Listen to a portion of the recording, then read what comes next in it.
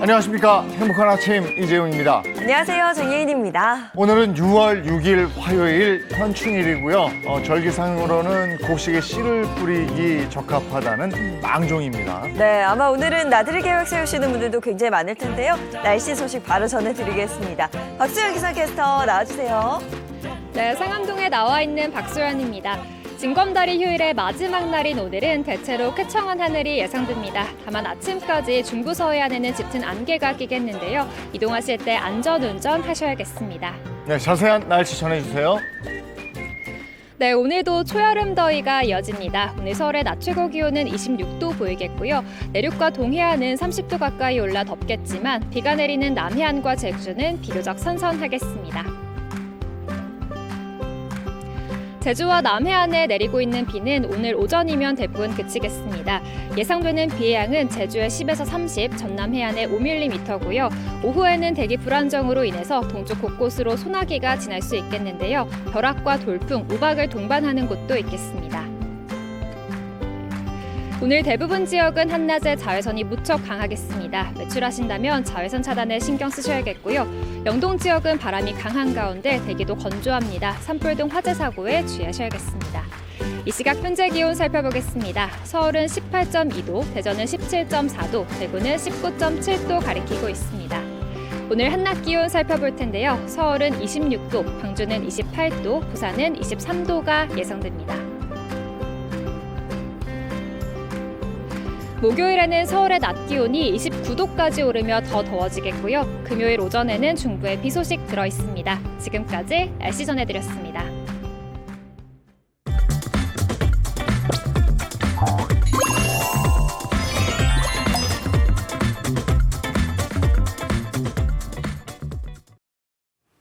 화제 이슈를 발빠르게 전해드리는 모닝 브리핑 순서입니다. 방송인 홍규 씨와 함께합니다. 어서 오세요. 안녕하세요. 네, 첫 번째 이슈부터 전해주시죠. 네, 첫 번째 이슈는 용감한 초등학생들의 이야기입니다. 길에서 신체 주요 부위를 노출하고 달아난 속칭 바바리맨이 초등학교 5학년 여학생들의 침착한 대처로 경찰에 붙잡혔습니다. 어제 경북 경상경찰서는 20대 남성 A씨를 공연 음란 혐의로 입건해 조사하고 있다고 밝혔습니다.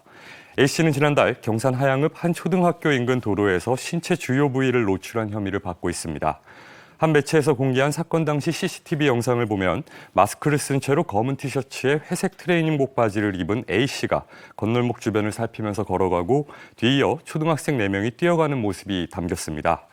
특히 4명의 초등학생들은 바바리맨이었던 A씨와 거리를 두고 쫓아가는 동시에 A씨의 인상착의와 도주 경로 등을 경찰에 수시로 전달했습니다.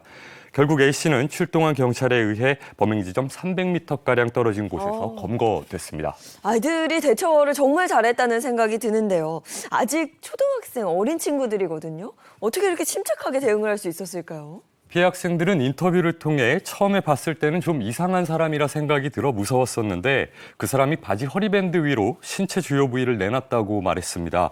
이어 당한 친구가 있으니까 쫓아가서 잡아야겠다라는 생각으로 달렸다면서 이 상황을 침착하게 해결하지 않으면 상황이 더 커질 것 같아서 빠르게 신고했는데 경찰분들이 순찰하면서 빨리 와주셔서 감사했다고 당시 상황을 설명했습니다.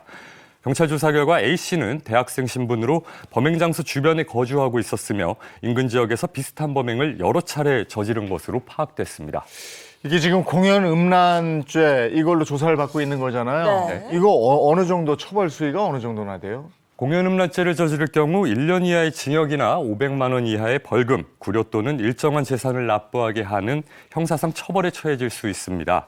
법원은 소변을 봤다, 바람이 불어 옷이 날렸다는 등의 변명을 하는 일명 바바리맨 피의자에게 다소 무거운 형을 내리고 있는데요. 실제 지난해 대구지법은 공연 음란 혐의로 기소된 B씨에게 벌금 150만 원을 선고하며 40시간의 성폭력 치료 프로그램 이수와 아동 청소년이나 장애인 관련 기관에 각각 3년간 취업 제한을 명령했습니다. B씨는 2021년 10월 대낮에 대구 중구 도심의 상가 앞에서 바지와 속옷을 내리고 성기를 노출한 혐의를 받고 있습니다. 우리 때도 이런 사람들이 있었는데 네. 이게 지금 이 학교 주변에 바바리맨 없어지질 않는군요. 네. 예. 자, 다음 이슈 전해주시죠. 음식 속 이물질들이 논란이 되고 있습니다. 전라남도 진도에 위치한 한 횟집의 매운탕에서 벌레 수십 마리가 나왔다는 주장이 한 온라인 커뮤니티에 제기돼 논란이 되고 있습니다. 네. 지난 4일 한 온라인 커뮤니티에는 진도 모 숙소 앞 인생 최악 횟집이라는 제목의 글이 올라왔습니다. 글쓴이는 진도에 놀러와서 근처 횟집에서 회랑 매운탕을 포장했는데 벌레가 수십 마리가 나왔다라면서 사진 한 장을 첨부했습니다. 확대된 음식 사진에는 벌레로 추정되는 검은 물체가 국물 위에 둥둥 떠 있는 모습이 담겨 있는데요. 글쓴이는 숙소에 와서 먹으려고 끓여보니 벌레가 하나둘 떠오르기 시작해서 다른 그릇에 벌레만 옮겨 담았다라고 말했습니다. 이어 대충 건진 것만 저 정도고 탕 안에 더 많다면서 직접 가서 보여줘도 업주가 벌레라고 절대 인정을 하지 않고 끝까지 된장찌개 찌꺼기라고 주장한다라고 전했습니다. 글쓴이에 따르면 해당 식당 주인은 이물질을 보고 다리가 어디에 보이냐, 나는 안 보인다라고 주장했다고 하는데요. 그러면서 업주는 된장 찌꺼기인데 손님이 벌레라고 하니 환불은 해준다라면서 매운탕값만 환불을 받았다고 합니다. 이후 글쓴이는 진도군청과 식약처에 정식으로 민원을 넣은 상태라고 합니다. 민원이 접수된 만큼 검은 물체의 정체가 된장 찌꺼기인지 혹은 벌레인지 네. 지켜봐야 될 것 같습니다. 그런가 하면 소비자가 음식에 이물질을 넣어서 또 논란이 된 적이 있었죠. 맞습니다. 반대로 대형마트에서 빵을 구매한 뒤 이물질이 나왔다며 업주들을 협박해 수천만 원을 갈취한 50대가 경찰에 붙잡혔습니다. 어제 전북 무주경찰서는 보험사기 방지특별법 위반과 사기 등의 혐의로 50대 C씨를 구속했다고 밝혔습니다. C씨는 2021년부터 지난 2월까지 전북 무주와 경남 밀양, 창녕, 함안 등 전국에 있는 빵집을 돌며 13차례에 걸쳐 총 1,100만 원 상당의 편취를 한 혐의를 받고 있습니다. C씨는 빵을 구매한 뒤 이물질을 나와 상해를 입었다며 업주들을 협박하는 수법으로 범행을 저지른 것으로 드러났는데요. 경찰에 따르면 C씨는 빵을 먹다가 플라스틱이 나왔다, 보상금을 주지 않으면 식약처나 지자처에 신고하겠다라면서 피해 업주들을 협박했다고 합니다. 하지만 실제로 빵에서 이물질은 나오지 않은 것으로 밝혀졌고요. 조사 결과 C씨는 주로 대형마트 내에 있는 빵집들은 보험에 가입되어 있다는 점을 노려 보험금을 편취한 것으로 파악됐습니다. 이거는 공갈 협박죄인가, 그죠? 이건 정말 예. 그렇죠. 야, 이것도 참 안 없어지는 범죄예요. 매번 이런 말이 나오는 것 같습니다. 그리고 음식이 사람의 건강하고 집결이 돼 있는데 직접적으로 연결이 돼 있는데 이걸 가지고 또 장난치는 것도 이것도 또 안 없어진단 말이죠. 자, 다음 이슈 전해주시죠. 세 번째 이슈는 전자담배로 둔갑한 합성 대마입니다. 최근 강남 학원가에서 학생들을 노린 마약 음료 사건이 발생해 충격이 가시지 않고 있는 가운데 이번엔 경기 용인에서 미성년자에게 합성 대마를 전자담배로 속여 판매한 일당이 경찰에 붙잡혔습니다. 합성 대마란 대마초의 환각이나 중독 유발 성분만 추출해 농축하거나 다른 화학 성분과 합성한 것을 말합니다.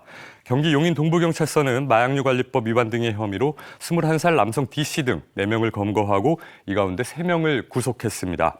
동네 선후배 사이인 이들은 지난 3월 대마 유통 계획을 모의한 뒤 술자리에 지인들을 불러내 마약을 권유하는 방식으로 대마를 피우게 한 것으로 조사됐습니다. 지인이 이를 거부할 경우 전자담배라고 속여 흡연하게 하기도 했는데요.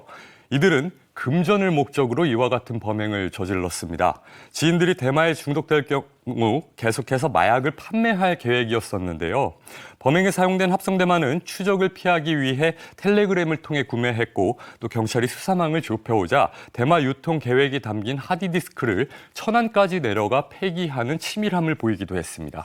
이게 담배인 줄 알고 피웠는데 알고 보니까 이게 대마, 마약이었다. 사람들은 정말 당황스러웠을 것 같습니다. 또 중독 등의 피해도 만만치 않을 것 같아서요. 네, 그렇습니다. 경찰은 이들로부터 대마를 건네받아 피운 18명도 입건해 수사 중인데요.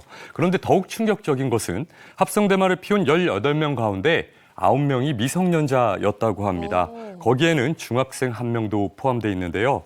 D씨 등은 피해자가 합성 대마 흡연을 거부하자 협박해 강제로 흡연하게 한 것으로도 조사됐습니다.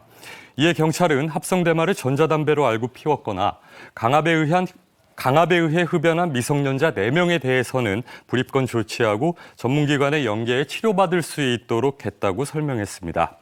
경찰 관계자는 합성대마는 합성대마 액상이 들어있는 카트리지를 전자담배 케이스에 부착해 흡연하는 방식으로 흡입하기 때문에 누군가 전자담배라고 하면서 피워볼 것을 권유한다면 주의해 볼 필요가 있다라고 경고했습니다. 아니 대마, 마약 이런 것들이 참 흔해진 것 같아요. 네. 그러니까 그만큼 많이 유통이 됐다는 건데 이건 정말 그 사회적으로 해가 되는 거니까 네. 이거 철저하게 좀 단속을 해야 되겠다 이런 생각이 또 드는군요. 자, 오늘 모닝 브리핑 여기까지 하겠습니다. 홍조 씨 고맙습니다. 감사합니다. 고맙습니다. 아까 우리 먹을거리 얘기 잠깐 했습니다만은 날이 더워지고 이러면서 먹을거리에 대한 그 경각심이랄까요? 네. 이런 게 더 필요하잖아요. 이제는 좀 신경 써야 될 때가 네. 온 것 같습니다. 날이 더워지면 또 음식이 상하기 쉬우니까요. 이게 위생적인 시설에서 생산이 돼야 되는 거고 어쨌든 이 생산부터 유통, 뭐 소비자에게 이르기까지 관리가 참 철저하게 잘 돼야 될 텐데 그래서 오늘 그런 유통 경로를 알려주는 아주 다양한 표시 방법이 있어서 네. 그거 좀 나눠보려고요. 네, 본격적으로 알아보도록 하겠습니다. 우유를 고를 때도요, 국산 우유를 의미하는 K밀크 인증마크를 확인하시면 안전하고 또 신선한 국산 우유를 고를 수 있다고 하는데요. 품질 관리를 철저히 하는 국산 우유의 우수성을 지금 만나봅니다. 풍부한 영양소가 함유돼 성장기 아이의 필수 식품으로 인식되는 우유. 다양한 우유 중 국산 우유의 모든 것을 낱낱이 파헤쳐봅니다. 학교에서 재밌었어? 아들 셋맘 김예원 씨는 요즘 관심이 온통 막내 아들에게 쏠려 있다는데요. 색깔도 다 맞췄어? 이 집안 식구들이 좀 작은 편이라 아이들이 어렸을 때부터 이렇게 좀 신경 써주고 하면 또 많이 클 수도 있다라는 얘기들을 많이 들어서요. 막내한테는 좀 많이 노력을 해보려고 하고 있어요. 아이의 건강한 성장에 관심 많은 만큼 평소 건강한 생활 습관을 아이에게 가르치고 있다네요. 사랑아 덥지? 엄마가 우유 한 잔 따라서 줄게. 성장기 아이에게 우유가 좋다고 들어 그녀는 매일 아들에게 우유를 챙겨주고 있습니다. 맛있다. 아이들을 이제 챙겨주다가 보니까 저도 그렇고 또 남편도 그렇고 한 잔 두 잔 마시다 보니까 꾸준히 먹게 되는 것 같아요. 우유가 뼈 건강에도 좋잖아요. 그래서 건강도 챙길 겸 저희도 열심히 마시고 있습니다. 우유에는 비타민 A, D, E, K 등 인체에 필요한 114가지의 영양소가 고루 함유되어 있어서 인체의 다양한 기능을 하는데요. 특히 인체에 중요한 무기질인 칼슘, 칼륨, 마그네슘 등을 다량 함유하고 있어서 성장기 어린이의 골격과 치아 형성을 돕고요. 또 노년층 뼈의 손실과 골다공증 예방에도 도움을 줍니다. 사랑아 오늘 키 얼마나 컸는가 다시 한번 재보자. 됐다. 자, 조금 컸다 그치? 벽면을 빼곡 채운 아이의 성장 기록.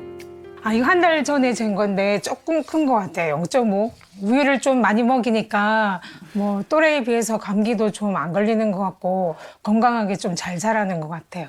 뼈와 근육의 주 재료인 단백질과 칼슘은 성장기 아이가 자라는 데 중요한 영양소인데요. 우유는 칼슘 흡수를 촉진하는 유당을 함유해서 칼슘 흡수율이 다른 음식보다 약 2에서 3배 높은 것이 특징인데요. 꾸준한 우유 섭취는 아이의 성장 발달에 도움이 됩니다. 한 연구에 따르면 우유를 마신 아이의 성장 저해 위험이 대조군보다 낮게 나타나기도 했습니다. 우유 외에도 다양한 유제품에 관심이 많다는 그녀. 네, 치즈도 있고요. 뭐 버터도 있고 또 요거트도 있고 우유도 있어요. 이게 다 지금 국산이거든요. 이 마크가 있으면 국산 유제품이란 뜻이거든요. 예원 씨는 유제품을 살 때 꼭 이 마크를 확인한다네요. 이번엔 우유를 활용한 엄마표 음식을 선보이겠다는 그녀. 바로 우유 봉골레 파스타입니다. 봉골레를 만들 때 버터를 먼저 넣고 이제 마늘 넣고 볶는 거예요. 이후 입이 벌어질 때까지 바지락을 볶아주고요. 바지락을 건진 뒤 물과 우유를 넣습니다. 우유만 마시면 좀 질릴 수 있으니까 이렇게 요리를 활용해서 이제 아이들이 더 맛있게 먹을 수 있도록 이렇게 만들고 있고요. 또 아이들이 굉장히 좋아하고요. 우유의 풍미를 듬뿍 머금은 쫄깃한 면을 건진 후 볶아둔 바지락으로 예쁘게 꾸며주면 우유 봉골레 파스타 완성입니다. 하나만 먹어봐. 맛있는지. 건강도 챙기고 맛도 챙길 수 있어 아이와 즐겨 먹는 메뉴랍니다. 엄마, 나 목말라. 그래? 알았어. 엄마가 맛있는 거 준비해서 올게. 목마른 자식을 위해 두 팔 걷어붙인 예원 씨. 딸기청 딱 2숟가락에 우유만 부어주면 달콤하고 고소한 영양 만점 딸기 우유. 뚝딱 완성입니다. 다양한 방식으로 우유를 즐기는 예원 씨네. 맛있어? 풍부한 영양소로 성장기 아이와 어른 모두 건강하게 즐길 수 있는 국산 우유. 한편 국산 우유 및 치즈의 우수성을 국민들에게 알리기 위한 특별한 행사가 고양시에서 열렸습니다. 6월 1일 세계 우유의 날을 기념하기 위해 유제품을 활용한 다양한 이벤트 프로그램이 행사장에 마련됐는데요. 궂은 날씨를 뚫고 많은 이들이 축제를 찾았습니다. 시원하고 고소해요. 우유 진짜 맛있어요. 시원하고 맛있고 고소한 느낌까지 듭니다. 국산 우유가 맛있고 신선한 이유가 있다는데요. 국산 우유는 세계 최고 수준의 품질을 자랑을 할 수가 있겠습니다. 원유 등급을 여러 지표로 따져 선정을 하는데 우리나라는 세계 낙농 선진국과 비교를 해도 높은 기준으로 등급을 선정을 하기 때문에 우수한 품질을 유지를 할 수가 있습니다. 우유의 등급은 세균수와 체세포수로 결정되는데요.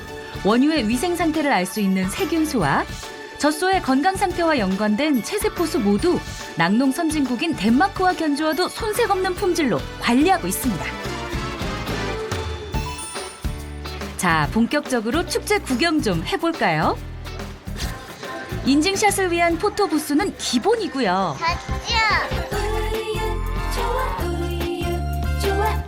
젖소와 관련된 소품 만들기 체험 등 다양한 프로그램이 준비됐습니다. 특히 인기를 끈 곳은 바로 이곳인데요. 도대체 우리 어린이 우유로 뭘 만들고 있는 거죠? 무슨 모양 키로 만들었어요? 미백에도 좋고요. 그다음에 피부 보들보들하는 데도 좋고요. 각질 제거에도 좋아요. 냄새 맡아봐. 냄새 어때? 어린이집 갔다 오면은 저걸로 직접 만들어가지고 이제 손도 잘 씻고 할 것 같아. 각종 체험을 다양하게 즐겼다면 이제는 배를 채울 차례죠. 맛있는 과자에 고소한 우유를 더하면 맛이 2배고요. 우유를 활용해 만든 시원한 콩국수도 별미입니다. 다양한 메뉴 중 사람들의 입맛을 사로잡은 것은 맛있어요. 맛있어요. 뭐 드시고 계세요? 치즈 아이스크림이요. 치즈 아이스크림이요? 네. 화려한 퍼포먼스가 돋보이는 치즈 아이스크림. 모양은 좀 그래도 저희 정성스럽게 다 준비를 하고 있어서 좀 맛있게 드셔주시기만 하면 너무 좋은 것 같아요. 치즈의 풍미가 한껏 살아있는 아이스크림과 치즈 샌드위치 등 치즈를 활용한 다양한 간식을 즐길 수 있었는데요. 집에서도 간단하게 해먹을 수 있을 것 같아서 집에 가면서 치즈 하나 사가지고 뭐 해먹으려고. 우유 맛있었고 축제 재밌었어요. 우유 안 좋아하는 아이들도 여기 와서 뭐 체험하고 또 우유가 어떻게 만들어지는지 보게 되면 우유를 또 많이 좋아하게 될 것 같아요. 고소한 맛은 기본, 신선한 유통 시스템을 갖춘 국산 우유. 아이들의 키 성장과 어른들의 건강을 돕는 국산 우유로 올여름 온 가족의 건강을 챙겨보세요.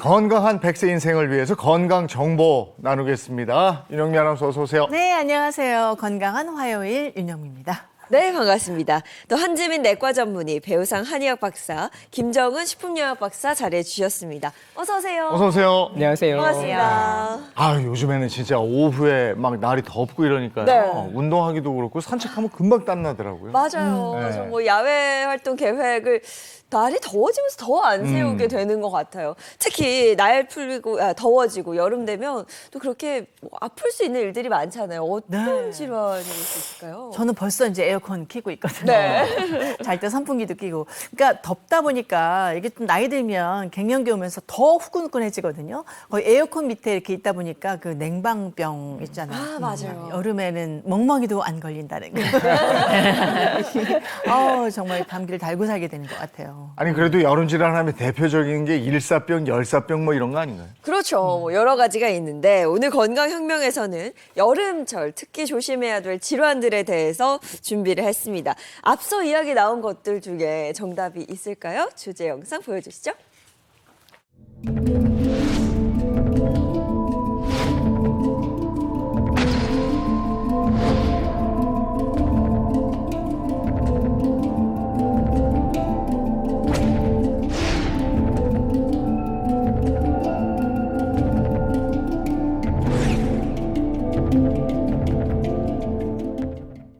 네, 오늘 주제입니다. 생명을 위협하는 여름철 식중독 비상 되겠습니다. 네, 뭐 집단 식중독 꼭 여름철 되면 네. 꼭 한 번씩 들리는 것 같습니다.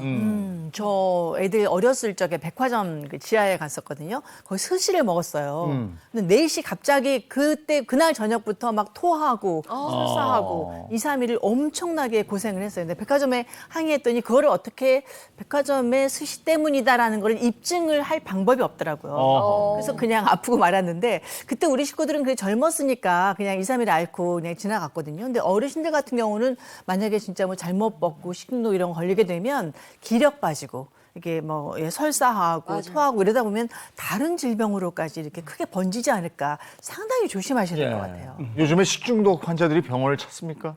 네, 요즘에 조금 이제 많아지는 추세기는 합니다. 근데 우리가 보통 이제 여름이면 식중독이다 이렇게 말씀하잖아요. 근데 사실은 봄이나 가을, 겨울에도 식중독은 있기는 있어요. 근데 최근에 이제 병원 내원하시는 분들 중에서 막 기운 빠지고 막 힘들어하시는 분들, 설사하시는 분들이 대부분이 장염이나 식중독으로 많이 내원을 하십니다. 제가 기억에 나는 환자가 한 분 계신데요.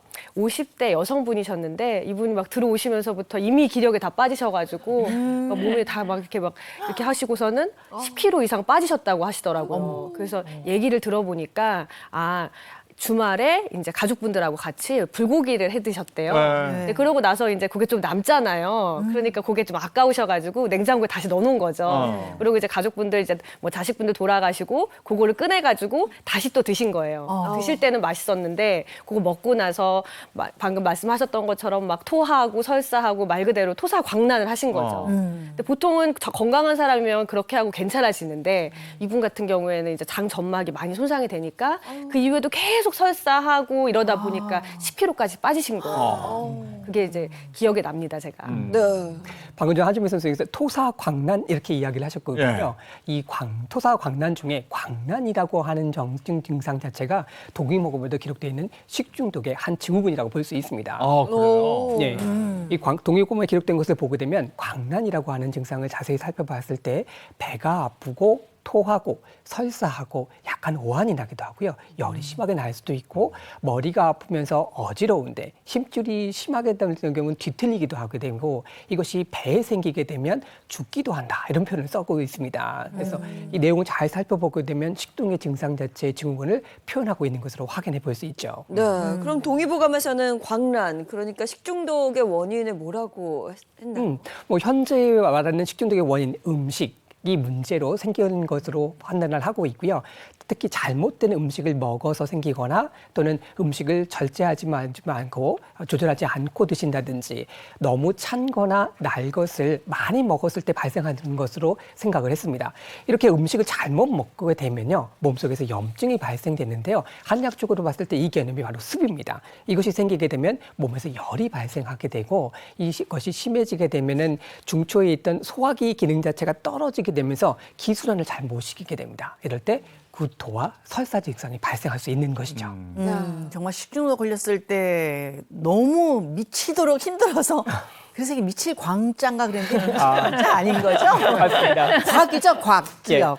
예. 그건 곽자가 무슨 곽자예요? 이 광난이라고 하는 것은 어떤 병증을 설명하는 것은 아니고 전체 증후군을 얘기합니다. 배가 아프고 토하고 설사하고 있는 이런 증상을 전체적으로 말하고 있는 광난, 곽이라고 하는 것을 씁니다. 아, 근데 헷갈리는 게 식중독, 노로바이러스, 장염 다 증상은 좀 비슷하거든요. 근데 요 세 가지가 어떻게 다르고 어떻게 우리가 구분을 해야 되는지. 일단 식중독은 상한 음식 잘못 먹고 걸리는 네. 거다. 네. 장염은 장에 이상이 있어서 생기는 거다. 장의 염증. 노로바이러스는 그거 아니에요? 저 어패류, 뭐 굴 같은 거 그렇죠. 잘못 먹었을 조개, 때 뭐. 어떻게 구분합니까? 네, 일단은요, 장염은요, 말 그대로 소장이나 대장에 염증이 생긴 게 장염입니다. 근데 원인이 다양하게 있을 수가 있는데요. 우리가 만약에 음식을 먹고 그 음식에 있는 뭐 바이러스라던가 세균이라던가 이런 걸로 인해서 만약에 장염이 생겼다라고 하면 그건 식중독인 겁니다.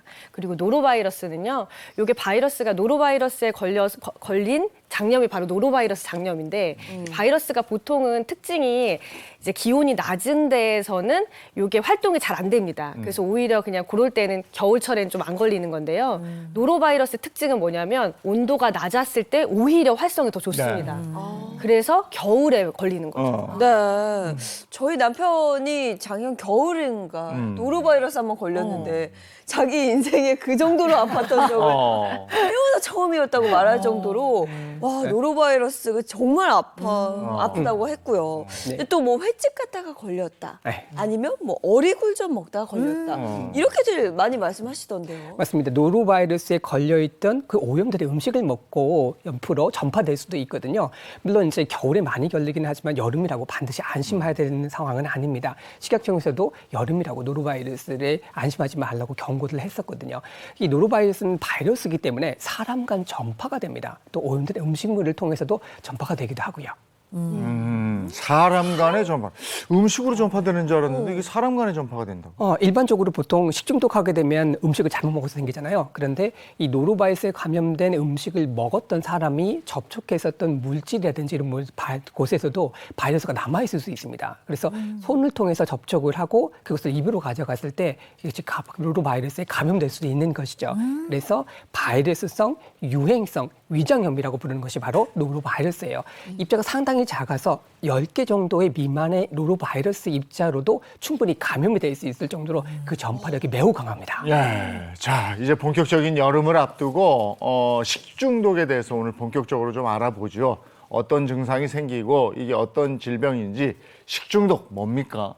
네, 아주 쉽게 말하면은요, 오염된 음식을 우리가 섭취하고 내 몸에 독이 들어와서 문제가 생긴 게 바로 식중독입니다.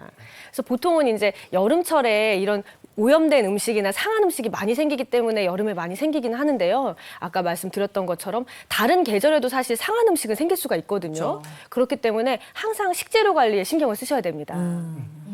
네, 그리고 이제 올해는요, 특히 이제 식중독이 기승을 부리고 있다고 하는데, 이제 자료화면 한번 보시겠습니다.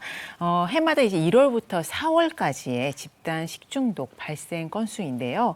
이제 올 4월까지만 보면은요, 무려 이제 208건입니다. 이제 작년, 뭐 예년에 비해서 아주 대폭으로 증가한 것을 볼 수가 있습니다. 노로바이러스는 뭐 저 겨울철 주로 네. 그냥 어패류 먹고 걸리고 뭐 이런 얘기 들었는데 지금 1월부터 4월까지 식중독 발생 건수가 굉장히 높아요. 지난해에 비해서 3배 넘게 증가했는데 이때가 사실은 식중독은 비수기라고 보는 건데 이제 그야말로 식중독 성수기인 여름을 앞두고 이렇게 봄부터 기승이었잖아요. 그렇죠. 지금 뭐 이제 성수기가 아닌데도 이렇게 증가를 한 걸 보면 앞으로 이제 성수기가 되는 6월부터 8월, 지금부터가 더 큰 문제라고 볼 수가 있는데요. 한번 화면을 보시면요. 6월부터 8월까지가 이제 여름이잖아요. 이제 급증하는 것을 이제 표로도 확인을 하실 수가 있습니다. 원래는 여름에 이렇게 급증을 하는 건데 이미 1월부터 4월까지 급증을 해서 네. 이번 여름에 더 걱정이 되고 이래서 말이죠. 네, 조심해야 될 것 같아요. 네. 식중독의 증상이 제가 아는 건 뭐 다들 아시겠지만 뭐 설사, 복통, 가장 먼저 생각이 나거든요. 그래서 식중독 걸리면 앉아 있을 수가 없다고. 계속 화장실 가느라고 그 정도로 아프다고 하더라고요. 화장실 산다 그러죠. 네. 그렇죠. 이제 식중독의 증상이나 이런 것들은요, 그 균주나 독소에 따라서 증상과 잠복기가 조금 다른데요. 우리가 일반적으로 알고 있는 거는 방금 말씀하신 것처럼 막 설사, 구토, 그다음에 구역, 복통 이런 게 일반적입니다. 근데 조금 더 심해지면 막 근육통, 오한, 열 이런 것도 동반이 될 수 있고 그게 더 심해지면 뭐 신경마비라든가 근육 경련이라든가 그리고 정신이 혼미해져서 뭐 의식이 좀 혼미해진다든가 이런 것들까지도 올 수가 있습니다. 아니 그냥 설사 한 하루 이틀 2, 3일 하면 그냥 지나가겠거니 했는데 근육경련 뭐 마비? 신경마비? 이거 무서운데요? 예. 맞습니다. 대부분의 식중독 같은 경우는 한 2, 3일 정도 배가 아프고 고생하시다가 화장실 앞에서 사는 경우가 많고 그리고 난 다음에 회복되시는 게 많거든요. 그런데 간혹 더러 이 최악의 상태를 맞이하는 경우도 있기도 합니다. 그래서 제가 이 약 1년 전쯤에 용합대 때 발생했던 기사 하나를 준비를 해봤습니다. 네. 아마 내용을 들으시면 기억이 좀 나실 거예요. 저도 이 사건 기억나거든요. 제가 기사 한번 읽어드릴게요. 경남 김해 한 유명 냉면집에서 식사를 한 손님 34명이 집단 식중독에 걸려 60대 남성 1명이 사망한 사실이 뒤늦게 드러났다. 국립과학수사연구원은 부검을 통해 A씨의 사망 원인을 폐혈성 쇼크로 추정했다. 근데 이게 식중독에 걸린 건데 폐혈성 쇼크로 사망 추정. 이거는 무슨 얘기예요? 이 국립과학수사연구원에서 연구한 결과를 보니까요. 식중독의 원인이 되었던 이 살모넬라균이 혈관을 타고 염증을 유발시켰다라고 하는 것으로 밝혀졌습니다. 그래서 보건당국이 그 음식을 가서 음식물을 한번 조사를 다 해봤습니다. 그랬더니요. 냉면에 위에 올렸던 달걀 지단에서 살모넬라균이 검출됐다고 합니다. 달걀이요?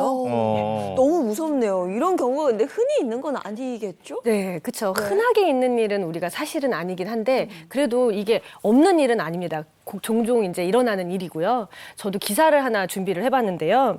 2021년도에 한 김밥 프랜차이즈 업체 기억하시죠? 네네네. 거기서 식중독이 발생을 했는데요. 이 문제가 됐던 그런 프랜차이즈 업체 두 지점에서 당시에 5일 동안 팔린 김밥이 무려 4,200여 점에 달했고 그리고 요거를 사 먹은 사람만 1,000명에 이르렀다고 합니다.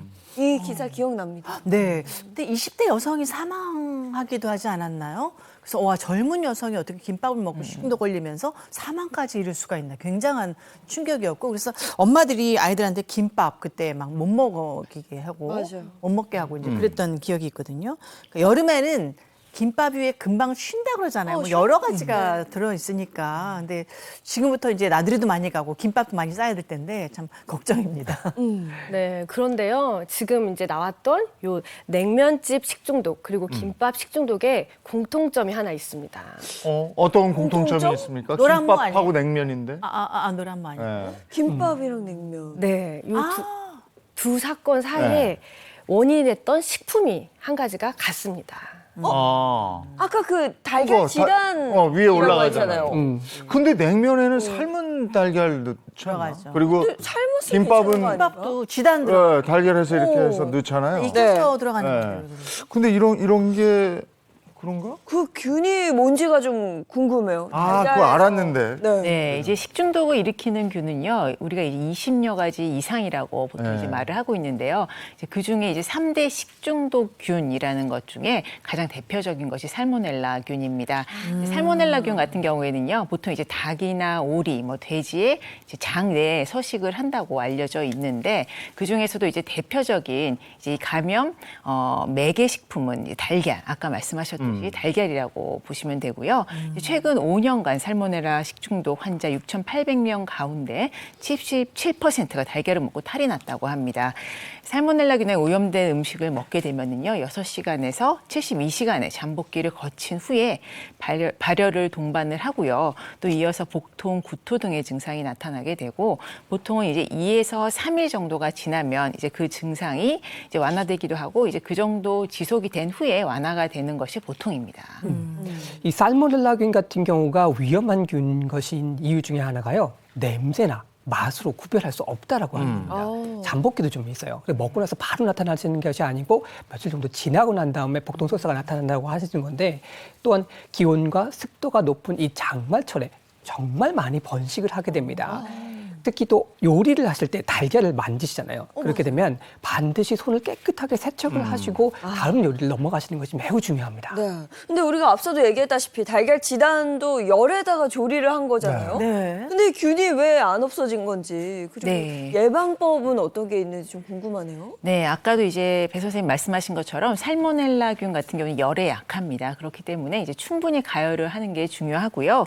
또 달걀의 경우 같은 경우에는 74도에서 1분 이상 가열을 하시면 안전하고요. 또 예방법은 무엇보다도 첫째도 둘째도 이제 깨끗하게 손을 씻고 조리를 하시는 게 중요합니다. 손을 씻어라 네. 이렇게 말씀을 하셨는데 네. 달걀 껍데기에 이게 묻어 있는 거잖아요. 근데 저희는 그냥 사 와서 주로 마트나 시장에서 사 와서 냉장고에 그냥 넣고 그냥 한단 말이죠. 그렇죠. 이거 어떻게 하는 게 맞는 건지 모르겠어요. 네, 보통 이제 달걀 사오면 좀 청결하게 하기 위해서 껍질을 씻어서 네. 보관을 할까라는 생각도 하시겠지만, 달걀 껍질을 씻게 되면은요, 달걀에 원래 있던 보호막, 큐티클층이라고 하는데, 이제 보호막이 씻겨 내려가면서 이제 달걀에 있는 숨구멍을 통해서 오히려 이제 균이 침범을 할 수 있기 때문에 보관을 할 때는 씻지 않고 보관을 하시고요. 이제 가장 좋은 방법은 사용하기 직전에 한번 물로 헹궈서 사용을 하시는 것이 좋겠습니다. 저 달걀 프라이 할 때 이제 달걀 껍데기를 까야 되잖아요. 항상 물에다가 이제 씻고 달걀 껍데기를 뭐 이제 오염물이 있을 수 있으니까 그 다음에 탁 해서 프라이를 하고 그 다음에 그 손으로 다시 또 파도 썰고 뭐 과일도 깎고 뭐 그러거든요. 예, 토마토도 씻고. 근데 반드시 달걀 만진 전후에 그러면 손을 씻어야 되는 건가요?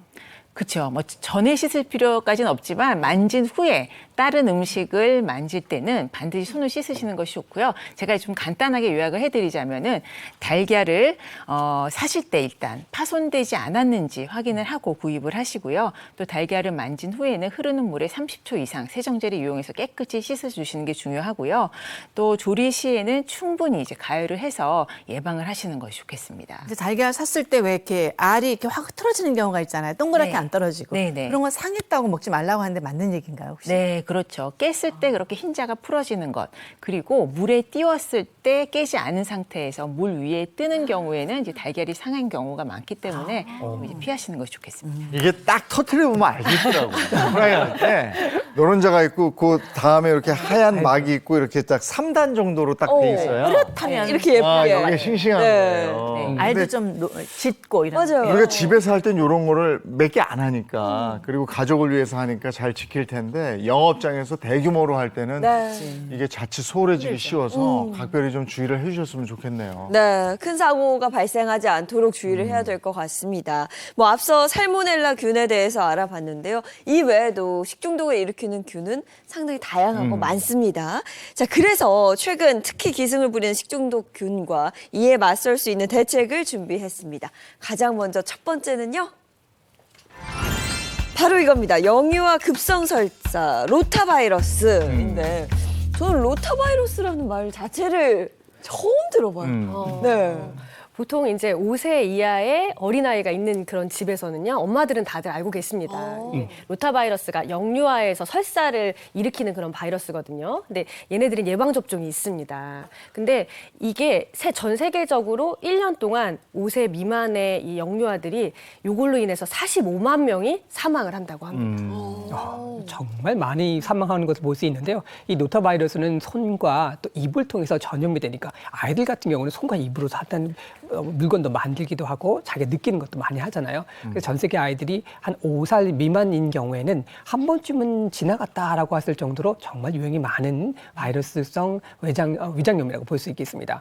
또 영유아는 장이 좀 민감해요. 그래서 아이들이 음식을 먹고 난 다음에 설사를 했을 때 우리 아이는 너무 민감해서 또는 아직 어리기 때문에 설사하다라고 생각할 수 있겠지만 노타 바이러스에 의해서 발생된 급성 설사일 수 있습니다. 따라서 선별 검사를 통해서 적절한 조치를 취하실 필요가 있어요. 만약에 영유아 특히 5세 이하의 아이들이 설사와 또 구토 증상을 한 반나절 이상만 지속해도요. 어떤 전해질 자체의 균형이 깨질 수도 있고 탈수 증상으로 인해서 심한 경우에는 사망에 이를 수도 있으니까 매우 주의하셔야 됩니다. 올 봄에 어린이집에 로타바이러스가 유행했었다고 그러잖아요. 예. 아유, 여기서도 저 음식 만드실 때 더 주의를 하셔야 되겠고요. 네, 조심하셔야겠습니다. 이어서 두 번째는요. 다친 손으로 음식하지 마세요. 황색 포도상구균입니다. 네. 다친 손으로 음식을 하면 안 되죠? 네. 못하지 않나요? 그러니까요. 네. 네, 그렇죠. 이제 다친 손으로 음식을 하는 경우 이제 종종 간혹가다 볼 수가 있습니다. 일단 아파서 본인이 안 하겠지만 그래도 해야 되는 경우 뭐 반창고를 붙이고라든지 이제 음식을 하는 경우가 있는데 이제 화농성 질환이 발생을 하기 때문에 이 균에 의해서 이제 이런 질병이 세균이 옮길 수가 있기 때문입니다. 그래서 다친 손으로 음식하지 마세요라고 이야기를 했는데요. 이제 황색 포도상구균 같은 경우에는요, 자연계에 널리 분포가 되어 있는 세균 중에 하나이고요. 이 균은요, 식중독뿐만 아니라 피부의 화농이나 또 중이염 등의 화농성 질환을 일으키는 이제 원인균이기도 합니다. 오랫동안 또 인간과 같이 해왔던 균이기도 하고 또 항생제 내성과도 관련이 깊은 이제 균이기 때문에 이제 인간의 건강에 더욱 위협을 가하고 있는 균이라고 할 수 있겠습니다. 그래서 이게 이제 특히 약해진 몸이라고 하면은요 더 심각하게 합병증이 생길 수가 있습니다. 그래서 이 황색 포도상균이 전파되는 경로는요 우리가 화농성 그런 이제 이런 그런 질환자가 있으신 분들이 식재료를 손으로 막 만지시거나 그걸 요리할 때 생깁니다. 그리고 나서 이제 그게 감염이 되면은 잠복기가 한 3시간 정도 됩니다. 3시간 정도는 후에 그 이후에 이제 구역, 구토, 설사 이게 한참 또 지속이 되다가 한 이틀 정도 지속이 된 다음에 그 증상이 잦아들게 됩니다. 화농성 그렇지만 이렇게 만약에 살짝 뱄다. 그랬을 경우에 그냥 손가락으로 이렇게 빨고 이렇게 그런 거는 괜찮은 건가요? 굶어야지 문제가 되는 건가요? 아, 그렇지 않죠. 일단 다친다고 하면은 개인 위생 관리를 제일 철저하게 해주시게 되는데요. 식중독 예방에 제일 중요한 것은 바로 개인 위생 관리 철저입니다. 그래서 항상 요리를 하실 때는 특히 업장 같은 경우에서는요, 일회용 장갑을 써주시고 위생복이라든지 위생 모자를 착용하시는 것이 무엇보다 중요하다고 할 수 있겠습니다. 그 황색 포도상구균을 예방할 수 있는 방법. 어떤 게 있을까요? 그 다친 손으로 요리하지 말아야 되는 거. 뭐 그밖에 또 있을까요? 네. 개인 위생 관리 방금 말씀하신 거. 네. 네. 위생 장갑 꼭 끼고 할 것. 네. 네. 그게 중요한 부분인 것 같습니다. 제가 얘기를 쭉 들어보니까 이 손이 문제네요, 손이. 네. 달걀 만진 손, 다친 손. 네. 이게 집에서는 좀 다치고 그러면 안 할 수 있는데 네. 그걸 업으로 삼으시는 분들은 아, 그렇죠. 그게 참 곤란해요. 그러니까 이제 아까 말씀해 주신 대로 장갑 끼고 좀 더 철저하게 해 주십사 당부드리는 겁니다. 네, 이어서 세 번째 보겠습니다. 네, 덥고 습할 때 활개친다. 병원성 대장균. 병원성 대장균. 뉴스에 간혹 나오잖아요. 근데 좀 이게 뭔지 모르겠어요. 병원에서 오는 건가요? 이게 어떤 건가요? 맞아요. 그러니까 대장균이라는 것 자체는요, 이제 포유류나 사람의 이런 창자에 서식하는 세균을 전부 다 대장균이라고 합니다. 그래서 대장균은 뭐 좋은 것도 있고 나쁜 것도 있고 사실 그렇거든요. 근데 이 중에서 병을 일으키는 것을 병원성 대장균이라고 합니다. 병원성 대장균의 감염 경로가 궁금해요. 네, 2015년부터 19년까지 5년간 발생한 병원성 대장균의 원인 식품을 좀 알아봤는데요. 김밥 등과 같은 복합 조리 식품이 2.6%에 해당이 됐고요. 네. 그다음에 이제 육류 14.2%, 그리고 가장 큰 비중을 차지하고 있는 이것이 무려 41.8%였습니다.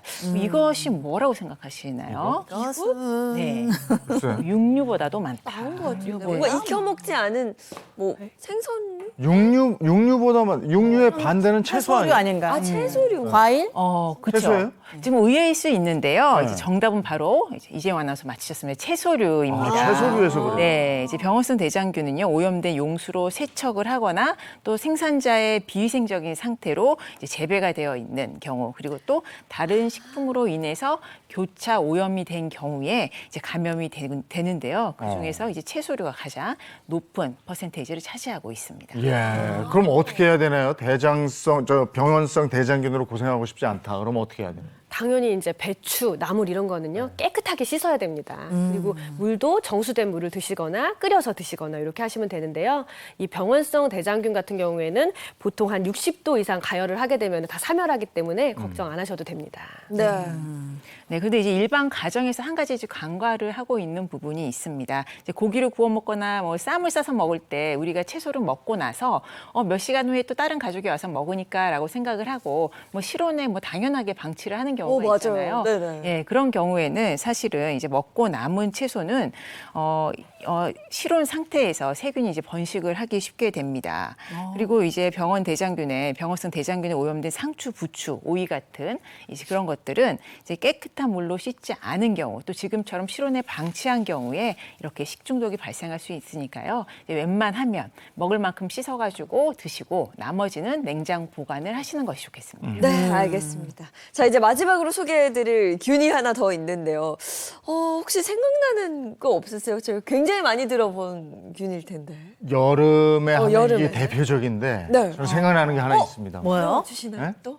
그 왜 저 날거 먹을 때 오. 그죠? 여름철에는 네. 또 바닷가 한번 가주면 회 한번 이렇게 딱 해서 먹어봐야 오면서 그렇죠. 이거는 또 이상하게 회 한 접시 이러면 그 맛이 안 나고 또 왜 한 사라 이렇게 웃으면 안 되는데 그 자꾸 나와요, 그죠? 이거 각별히 조심을 해야죠. 네, 눈치채신 것 같은데요. 정답 공개하겠습니다. 정답은요, 바로 이겁니다. 여름철 식중독 네. 부르는 많이 들어봤어요. 비브리오균입니다. 많이 들어봤죠, 정말. 네. 네, 기사를 통해서도 보고요. 아시기도 하고 많이 들어보셨을 것 같아요.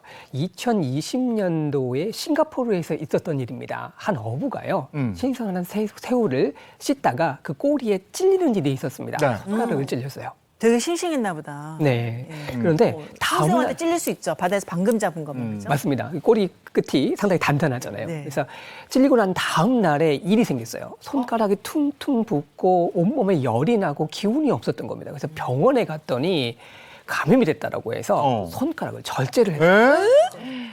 만약에 조금만 더 늦었다면 그 의사가 팔 전체를 절제했을 수도 있다라고 전했다라고 하죠. 그럼 이거 찔렸다고. 거기에 독이 있었나? 이거는 비브리오 이거하고는 관계 없는 거 아니에요? 아니요. 비브리오 균들 중에서도요. 네. 비브리오 폐혈증균이라는 게 있습니다. 아. 네, 이제 우리가 오염된 이런 해산물을 날거로 먹거나 잘 안 익혀 먹거나 아니면 그런 오염된 물에 이 상처가 난 곳이 닿거나 방금처럼 새우가 찔리거나 해서 상처가 났는데 고기가 오염된 해수나 이런 게 있을 때는요. 그런 증상이 나타날 수 있는데요. 물론 이제 건강한 사람이라면은 뭐 설사나 구역구토 이런 거 하고 지나가는 경우가 있습니다. 근데 문제는 이제 만성 질환자, 만성 신질환, 만성 간질환 그리고 당뇨 이런 경우에는 요렇게 생긴 상처가 피부 괴사가 되거나 그게 이제 저혈압 뭐 이런 식으로 폐혈증 이렇게 갈 수도 있고 결국에는 폐혈증까지 가게 되면 보통 사망률이 50%까지 이릅니다.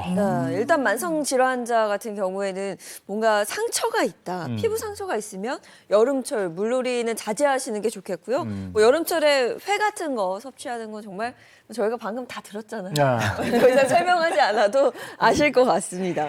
맞습니다. 이 장염 비브리오균 같은 경우는 겨울철에는 해수 바닥에 있어요. 근데 여름철 되면서부터 해수면으로 올라오기 시작합니다. 특히 온도가 20도 정도가 높아지는 이 해수면 상태가 돼버리면 그 번식률 자체나 증식률이 상당히 높아진다고 하죠. 그래서 국내 어류의 한 10%에서 20% 정도가 감염됐다라고 추정할 수 있을 정도라고 합니다. 따라서 여름철에는 생선회나 조개라든지 또는 오징어 등을요, 이런 해산물을 날로 드시거나 회로 드시기보다는요, 좀 데쳐서 또 조리를 해서 드시는 것을 권장하겠습니다.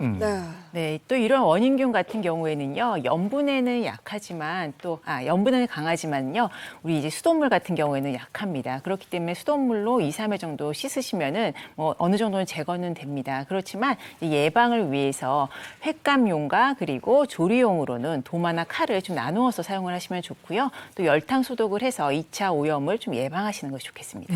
네, 식중독을 일으키는 균 그리고 그 위험성까지 알아봤고요. 그러면 이거 안 걸리도록 예방을 해야 되니까 네. 예, 이 예방법도 한번 알아보도록 하죠. 네, 그래서 우리 일상 속에 우리가 모르는 식중독을 부르는 행동을 그림으로 한번 담아봤습니다. 어떤 점이 문제인지 우리가 그림을 보면서 한번 유추해 보도록 하겠습니다. 첫 번째 그림 보여주세요. 자, 이겁니다. 식중독을 부르는 행동. 어떤 게 있을까요? 저 생선이 상했구만. 일단은 뭔가 고등어 같은데 고등어가 좀 실온의 방치를 좀 했나? 그렇죠? 글쎄요, 저는 그리고 손, 칼 아닐까요? 칼? 칼. 아, 칼. 칼도 아. 왜 생선하고 야채랑 아, 맞아. 예, 구별해서 그러면 해야 그 되고. 도마도. 지금 김정은 선생님이 그랬잖아요. 날생선 뭐 하는 도마 얘기했잖아요. 네네. 도마를 원래 되는 거죠. 그렇죠. 네, 지금 뭐 그런 가능성들이 이 사진으로 보면은 그림으로 보면 다 있습니다만 여기서 이제 가장 좀 중요한 거는 자, 지금 답은 아직 안 나왔습니다. 이 그림에서 제일 위험성이 높은 거는 바로 태블릿 PC입니다. 에? 아니 태블릿 PC로 요리하는 것도 아니고 저거는 보는 건데. 여기서 뭐 저는- 균이 나오나요? 네, 뭐 요즘 이제 태블릿 PC에서 나오는 뭐 영상이라든지 그런 화면을 통해서 레시피 굉장히 많이들 네. 보시잖아요. 그쵸, 그쵸. 또 요리하면서 뭐 터치해서 넘기기도 하고 확대하기도 하면서 터치를 하게 되죠. 네, 그렇기 때문에 사실은 이제 사용하는 인구 대비해서 어느 정도인지를 확인을 해봤는데 이제 미국 FDA가 실시한 2016년 식품 안전 조사에 따르면은요, 이제 4천여 명 이상의 사람들 중 가운데 이제 절반 정도가 태블릿 PC, 모바일 기기를 사용을 했고요. 그 중에서 약 3분의 1 정도만 사용한 후에 이제 손을 씻고 조리를 했다고 대답을 했습니다. 뭐 여러분들은 어떠신가요? 조리하고 나서 또 이 태블릿 PC 보면서 손을 뭐 세척을 하시나요? 옛날에 네. 책 보고 이제 요리했지만 요즘 핸드폰 보면서 네. 레시피 보면서 그렇지. 요리 많이 그러네. 하고 전화 받고 중간에 맞아요. 문자 보내고 하려고 하는데 잘 못 씻는 경우가 있어요. 네. 그렇죠. 예. 제가 딱 그래요. 저는 요리를 못 하다 보니까 이렇게 딱 저장해 놓은 영상들이 있거든요. 네네. 근데 중간중간에 빠르게 지나가니까 확대해야 돼. 멈춰야 돼요. 멈추고 확대하고 그 손으로 바로 요리하고 맞아. 멈추고 확대하고 이게 반복이거든요. 생각을 못 했네요. 네, 근데 아마 이제 깜짝 놀라실 일이 있는데요. 휴대폰에는요, 변기보다도 세균수가 많다는 것이 확인이 되었습니다. 반드시 염두에 두시는 것이 좋겠고요. 네. 요리하면서 휴대폰을 확인을 해야 한다면 그 이후에 반드시 손을 세척하고 다시 조리를 하시기 바랍니다. 네, 웬만하면 요리할 때는 그냥 휴대폰을 하지 사용을 말라. 네, 안 그러네. 보는 게 나을 것 같은데요. 네. 어쨌든 네, 맞습니다. 그리고 이제 걱정드리는 부분을 짚어드린다면 아까 이야기가 나왔던 도마와 칼 이야기도 나왔었잖아요. 이제 주방 위생의 첫걸음은 일단 이제 조리도구의 청결이라고 할 수가 있습니다. 세계보건기구에 따르면요, 식중독의 약 25% 정도가 조리도구에서 균이 옮겨지는 이제 교차 오염이라고 발생을 했다고 보고가 되고 있고요. 중요한 건 이제 교차 오염을 막는 것인데 교차 오염이라는 건 말 그대로 식품과 식품 또는 이제 표면과 표면 사이에서 오염물질이 이동하는 것을 이야기를 합니다. 뭐 요즘에 도마는 뭐 색깔별로 구분을 해놓고 나눠서 사용을 하시는 분들이 많이 있으시잖아요. 그런데 뭐 생선을 자르는 칼이라든지 날 것을 자르는 칼, 이 칼까지 이렇게 구분해서 사용을 하시는 분들은 뭐 드물다고 생각을 합니다. 특히 이제 식중독이 우려가 되는 여름철에는요, 칼도 나눠서 사용을 하시고 뭐 열탕 소독을 한다든지 이렇게 구분을 해서 사용을 하시는 것이 좋겠습니다. 네. 행주도 구분하는 게 좋은 것 같아요, 저는. 네. 행주도. 행주도 왜 식탁 닦다가 뭐 그릇 닦다가 뭐 했다가 많이 쓰거든요. 이거 네. 절대 그러면 안 될 것 같아요. 저는 그 나무 도마가 네. 세척 제대로 안 하면 그 안에 칼집 안에 정말 맞아. 많은 세균이 번식한다고 하더라고요. 네. 그 부분도 조심하셔야겠습니다. 자, 일상 속에 우리가 모르는 사이 식중독을 부르는 행동 살펴보도록 하겠습니다. 두 번째는요. 자, 여기서 식중독을 부르는 행동은 뭐가 있을까요? 이번에는 맞춰보죠. 저희 집 냉장고는 아닌 것 같아요. 우리 저 많이 사 맨 있기 때문에. 위에 있는 게 뭐지 저거? 생닭인 거예요. 생닭. 네. 저거 그렇지. 저거 저렇게 하면 안 되지. 닭볶음탕 하려고. 저 수박도 저래요. 그렇죠. 수박도 그냥 넣으면 안 돼요. 네. 다 잘라서 따로 보관해야 되는 거고. 수박이 한 식구가 먹기에는 한 통이 크잖아요. 맞아요. 그쵸. 저 반 정도 뭐 이렇게 먹고 저렇게 넣어놓거든. 아무래도 생닭이 채소도 문제가 있지 않을까. 그렇죠. 정답은요? 그렇죠. 여기서 이제 문제가 사실 한 가지는 아니고요. 냉장고 속을 보시면은 이제 제일 위에 생닭이 있었잖아요. 네. 생닭 같은 경우에는 보관을 하면서 뭐 핏물이 떨어진다든지 또 밑에 물이 흥건히 고여가지고 밑에 층에 있는 식품에까지 오염이 될 수가 있습니다. 그렇기 때문에 만약에 잠시 보관을 하는 것이라면 생닭은 제일 아래 칸으로 이동을 해서 보관을 하시고 뭐 즉시 이제 조리에 사용을 하시면 될 것 같고요. 또 오염된 선반이라든지 냉장고의 벽면 이런 것들을 좀 깨끗하게 세척을 하시는 게 좋겠습니다. 네. 그리고 냉동 상태라고 해서 식중독균이 번식하지 않는 것은 아니군요. 일시적으로 억제를 해놓은 것이기 때문에 음식을 조리하실 때는 조금만 먹은 만큼만 덜어서 조리하시는 게 좋겠고요. 저는 저 냉장고에서 칭찬할 게 하나 있어요. 70% 이내로 식품들을 넣어놨다고 보였습니다. 비어있나. 네. 꽉꽉 채우지 않는다. 맞습니다. 네. 그래서 적은 용량을 넣어주시는 게 상당히 좋습니다. 그래서 그거는 칭찬드릴 수 있을 것 같습니다. 그리고 식품을 보관하는 최적의 온도가 냉장은 4도씨 미만이고요. 냉동은 17도씨 이하라고 하는 거 기억해 보시면 좋겠습니다. 예. 네. 그리고 저 맨 밑에 있던 그 수박이요. 지금 네. 그 수박이 랩에 뭐 덮여 있었나? 그냥 수박이. 보통 그렇게 랩 덮어놓잖아요. 그렇죠. 한 번에 다 드실 수가 없으니까 잘라가지고 랩을 덮어서 보관을 많이 하는데요. 랩에 덮은 수박이 어느 정도 좀 위험한지를 설명을 드리려고 하는데요. 한국 소비자원에서 검수한 결과가 있습니다. 이제 1g 속에 표면에 어느 정도의 세균이 있는지를 확인을 했는데 무려 42만 마리의 세균이 검출됐다고 합니다. 네, 이 수치는요, 뭐 배탈이나 설사 등을 일으킬 수 있는 수준이고요. 반면에 우리 보통 이제 깍둑썰기에서 밀폐용기에 담아서 보관을 하는 경우도 있잖아요. 이제 그런 경우에는 1g당 500마리 수준으로 비교적 좀 안전하다라고 볼 수가 있습니다. 네. 사실 뭐 랩을 사용하는 게 간편하고 사와서 씌워가지고 바로 넣으면 편리하긴 한데 조금 번거로우시더라도 이렇게 이제 밀폐용기에 잘 밀봉을 해서 냉장 보관을 하시는 것이 안전하다라고 말씀드릴 수 있겠습니다. 여름 과일은 저거 잘 보셔야 되겠네요. 네. 저렇게 이렇게 썰어서 밀폐용기에 넣어서 보관하는 게 더 낫다. 네, 네. 제일 좋은 건 사가지고 와서 바로 식구들 다 모였을 때 그냥 다 먹고 남지 말고, 남지 시원하게 않게. 다 먹고. 자, 이렇게 철저하게 했는데 그래도 식중독에 걸렸어. 그러면 이제 어떻게 해야 되는가? 이거 알아봐야지. 네. 어떻게 해야 될까요? 그냥 기다려야죠, 낫기를. 네. 병원 가고 치료 받고 해야 되는 거죠. 네, 당연히 이제 병원은 당연히 오셔야 네. 되고요. 너무 심한 경우에 사실 입원하기도 합니다.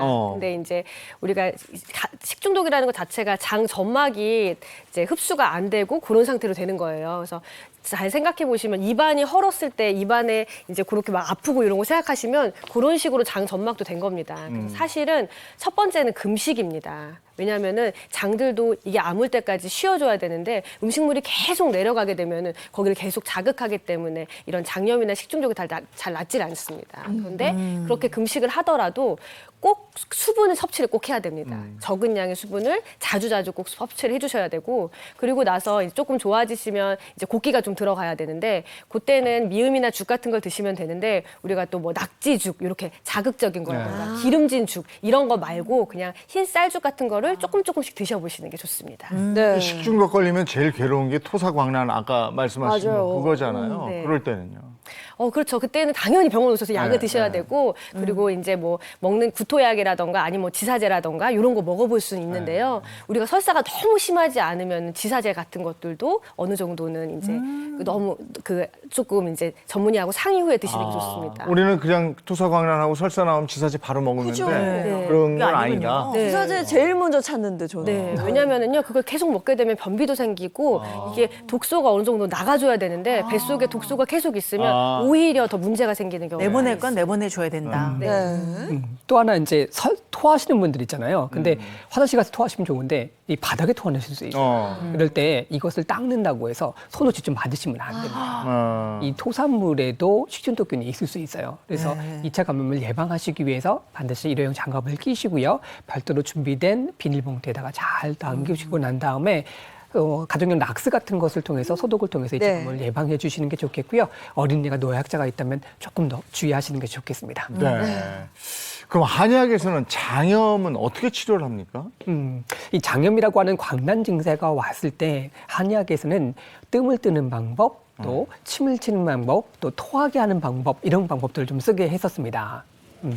밤에 그런데 약도 없고 참 곤란하잖아요. 오밤중에 토사광난이 났다. 응급실 가기도 참 그렇고. 그럼 어떻게 조치를 해야 될까요? 일단 증상에 따라서 좀 대처하시는 방법이 약간 다르실 것 같아요. 자, 상한 음식을 드셨습니다. 그런데 속이 불편하고 배가 아프기는 해요. 근데 아직까지 토하지는 않고 설사 증상도 없습니다. 뭔가 답답한 증상이 있으면서 내보냈으면 좋겠다라고 하는 것, 음식을 먹고 상했기 때문에 이때 토하는 방법을 쓰게 됩니다. 그래서 옛날에는요, 뜨거운 소금물을 만들어 놨다가 이것을 조금 마시게 해서 이 목구멍을 좀 자극을 해서 토하는 방법을 썼습니다. 네. 이렇게 토하게 되면 상한 음식이 바깥으로 나가니까 일시적으로 속이 좀 편해지는 느낌을 받으실 수는 있겠죠. 다만 자극이 너무 강하기 때문에 요즘은 좀 잘 사용하지 않는 방법 중에 하나입니다. 네, 현재는 잘 사용하지 않는 방법이라는 거 기억해 두시고 병원에 가는 게 사실 가장 좋은 방법인 것 같아요. 맞습니다. 그 다음에 증상에서 토하고 설사하고 배가 아픈 증상이 좀 지속적으로 나타났을 때는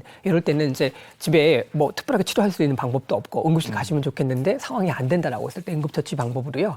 소금 2-4발 정도를 볶아 놓으세요. 뜨겁게 볶은 다음에 종이에 싸시고 이것을 면포에 한 번 더 싸서 배, 특히 이제 가슴에서부터 밑에 배꼽까지 아랫배까지 천천히 다리미질 하듯이 문질러 주십니다. 그래서 뜨거운 기운이 위 식도 있는 부분에서부터 아랫배까지 잘 이어질 수 있도록 해주시면 좋겠고요. 그다음에 배가 어느 정도 따뜻해졌다라고 하면 등 부위를 전체적으로 좀 따뜻하게 해주시게 되면 약간 배 아픈 증상이나 설사 증상을 좀 감안해 주실 수 있는 방법이 될 수 있겠습니다. 세 번째 방법으로는 손가락에 피를 내는 방법을 쓸 수 있습니다. 우리 체하고 뭐가 문제가 생겼다라고 했을 때 따는 방법 많이 들어보셨잖아요. 따는 거. 네, 그래서 체하거나 속이 불편할 때 손끝을 따주시게 되는데요. 뭐 바늘 같은 거, 소독대 바늘이 있으시면 제일 좋으시고 손끝, 그러니까 손가락의 제일 끝에 부분, 손톱 바른 밑에 있죠. 이 부분을 따주시면 좋아요. 네, 열 손가락 끝에 부분을 좀 따주시게 되는데요. 이 손가락을 땄을 때 살짝 피가 났을 때 검붉은 색깔이 좀 많이 보인다라고 하면 순환에 좀 문제가 많이 생기시는 거니까 콸콸 짜지 마시고요. 손가락 끝을 살짝 밀어서 조금씩 넣어내주시고 알코올을 닦아주시고 다시 손가락 끝으로 밀어주시는 방법을 써보시면 좋겠습니다. 그리고요. 쓸 때 하는 건데요. 네. 그리고 마지막으로 권해드리고 싶은 방법이 녹두를 활용해 보시는 겁니다. 이 중국에서는요, 여름철만 되면 이 녹두 값이 3배로 껑 뛴다라고 합니다. 녹두가 이게 식중독에 좀 도움을 주나 보죠? 맞습니다. 이 중국에서는요, 여름철에 배탈에 대한 상비약으로 녹두를 상당히 많이 준비한다라고 하는데요. 녹두는 상한 음식을 먹어서 문제가 생겼을 때 또는 고기를 먹고 나서 식중독에 걸렸을 때 이것을 좀 제거하는 효과가 있는 것으로 알려져 있습니다. 본초 과목을 보게 되면요, 녹두라고 하는 것은 금속 중독이라든지 비상 중독이나 한약을 먹고 또 약에 대한 중독이 왔을 때 이것을 다스리는 효과를 가지고 있고요. 또 오장을 보호하고 소화를 편안하게 해주기 때문에 피부도 좋게 하고 기를 다스리는 효과가 있는 것으로 알려져 있습니다. 특히 녹두하고 감초가 만나게 되면 그 해독 효과가 조금 더 올라가게 되거든요. 그래서 식중독을 앓고 난 다음에 이제 기운도 없고 힘도 많이 없으시잖아요. 어느 정도 치료가 됐을 때 녹두 200g에다가 감초 150g을 넣으시고요. 물 2리터를 해서 끓여서요, 수시로 드시게 되면 식중독으로 인했었던 장대치를 좀 다스릴 수 있고 여독에 대한 부분을 해소하실 수 있는 좋은 방법이 될 수 있겠습니다. 녹두가 또 그렇게 쓰이는군요. 식중독. 그리고 손을 따는 것도 우리 채끼 있을 때 제대로 딱 따면은 시원한 느낌이 들잖아요. 저는 그 채끼 있을 때 손 이렇게 따면서 야, 확실히 이게 침이라는 게 효과가 있구나. 이게 작은 이거 쫙 구멍에, 보니까.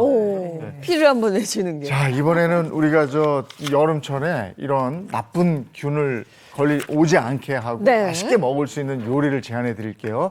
1분 간단 요리를 제안해 드리겠습니다. 오늘은 좀 어려울 것 같아요. 식중독인데 뭘 먹어야 할까요? 제가 자리를 이동해서 요리를 한번 배워보도록 하겠습니다.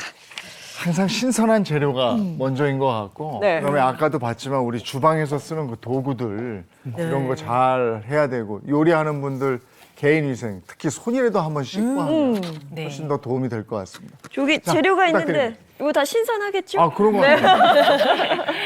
중요합니다. 네, 여름철 뭐 재료들 채소 특히 뭐 여러 가지 재료들 흔하게 구할 수가 있는데 사실 좀 안전하게 믿고 먹을 수 있는 오늘의 상큼한 미역 초절임을 좀 준비를 했습니다. 특히 이제 미역 같은 경우에는 건미역으로 준비를 했기 때문에 이제 그런 위험을 좀 확 낮췄고요. 또 식초를 사용하게 되면 살균 효과도 있기 때문에 이제 건강을 또 장염, 뭐 식중독 예방을 위해서 이제 좋은 음식이라고 할 수가 있습니다. 재료를 한번 볼 텐데 재료는 굉장히 간단합니다. 항상 냉장고에 있는 재료들 중에 선택을 하시면 좋은데 그 중에서도 이제 채소를 한번 살펴보도록 할게요. 당근이랑 오이 준비를 해주시고요. 여기 이제 게맛살 좀 찢어서 준비를 했고 그리고 건미역을 불려서 준비를 했습니다. 그리고 약간 매콤한 맛을 원하시면 청양고추 송송 썰어서 준비를 해주시고 네. 여기 들어가는 양념을 보시면 매실청, 식초, 레몬즙, 간장, 그리고 소금, 간, 마늘 이렇게 준비를 해주시면 뭐 평소에 항상 있는 재료들 다 보이리라고 생각을 합니다. 네. 자, 이렇게 재료 소개를 했는데 네. 식초가 네. 또 앞서 좋다 했잖아요. 균을 네, 없애는데. 그렇죠. 이렇게 여름철에는 뭔가 새콤한 음식을 딱 먹으면 입맛도 싹 돌고 네. 건강에도 도움이 되는 것 같아요. 맞습니다. 네. 그래서 오늘은 이렇게 이제 새콤한 양념을 만들어 놓으시면 뭐 미역뿐만 아니라 여러 가지 채소나 뭐 해산물 등에 버무려서 드실 수가 있는데 네. 일단 이제 미역 설명을 한번 드릴게요. 미역 제가 이제 건미역 10g 정도를 준비를 했는데 요거를 불리면 굉장히 적은 양이다라고 생각을 하실 수가 있는데 네. 보세요. 지금 제가 한 20분 정도 불려놓은 거거든요. 이렇게 10배 이상 불어놨습니다. 미역이 진짜 양 조절이 그렇게 어려워요. 그렇죠. 네. 모르고 건미역 계속 먹다 보면 더부룩해지는 경우도 있는데 이제 불리면 이렇게 부피가 늘어난다라는 거. 그리고 이제 우선 이제 이렇게 준비가 됐으면 양념을 만들어 보도록 할게요. 네. 자, 이제 매실청 준비를 해주시고요. 자연스러운 단맛 내게 또 네, 매실청만한 게 맞습니다. 없죠. 네, 그리고 식초 넣어주시고. 속 안 좋을 때 우리 매실 타서 먹잖아요. 맞아요. 장에도 좋다 그러니까. 네, 맞습니다. 그리고 또 식초는 요리 어떤 식초 쓰는 게 좋아요? 식초는 뭐 일반 양조 식초 가정에 사용하시는 거 쓰시면 되고요.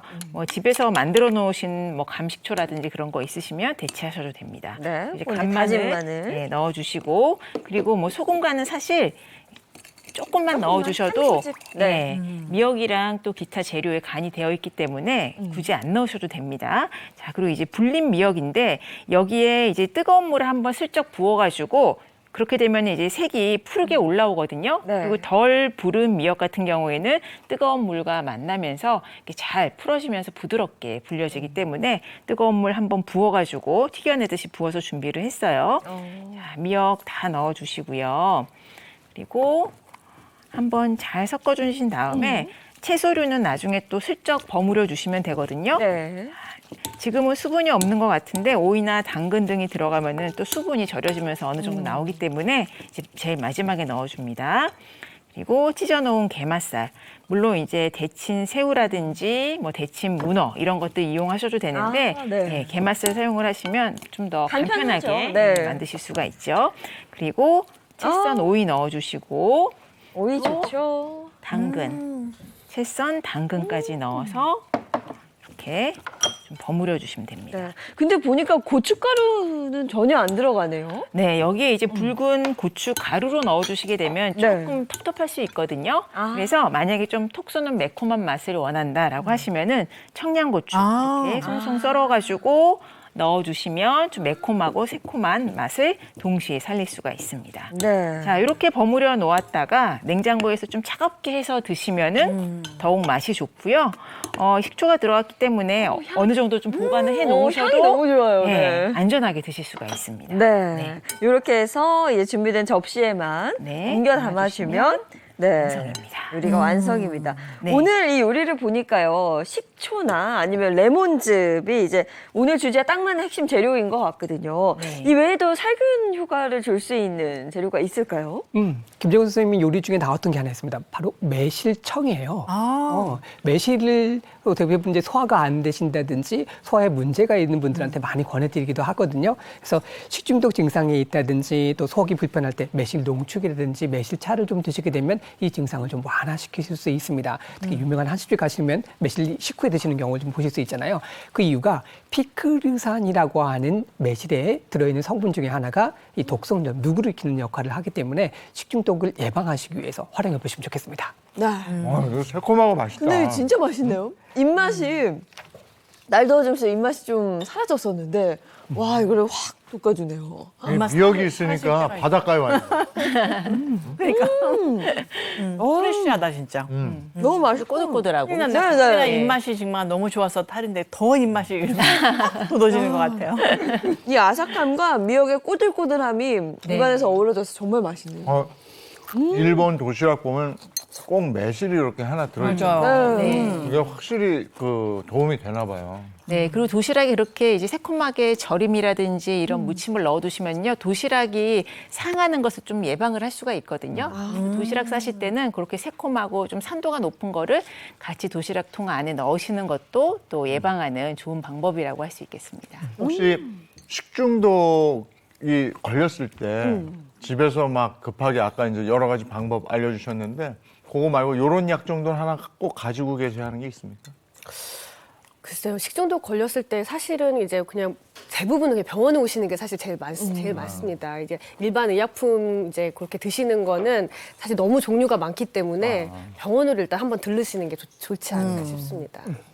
응급실로 가면 사람이 너무 많아. 맞아요. 그냥 동네 내과나 이런 데도 괜찮으시니까 내과 가정의학과 들으시는 게 좋을 것 같아요. 알겠습니다. 오늘 여름철 식중독에 대한 얘기 집중적으로 나눠봤습니다. 고맙습니다. 고맙습니다. 어제 샌드위치 데이고 오늘 휴일이라 어디 저 놀러 가 계신 분들도 많으실 거예요. 네. 근데 놀러 가서 방금 저희가 식중독 얘기했잖아요. 음식 섭취하실 때 균은 없는지 청결하게 세척해서 먹는 음식인지 한번 확인해 보시고 드시는 게 중요할 것 같습니다. 좋은 하루 보내시고요. 저희는 내일 아침 7시 30분에 돌아오겠습니다. 행복한 아침, 행복한 하루 되십시오. 고맙습니다. 고맙습니다.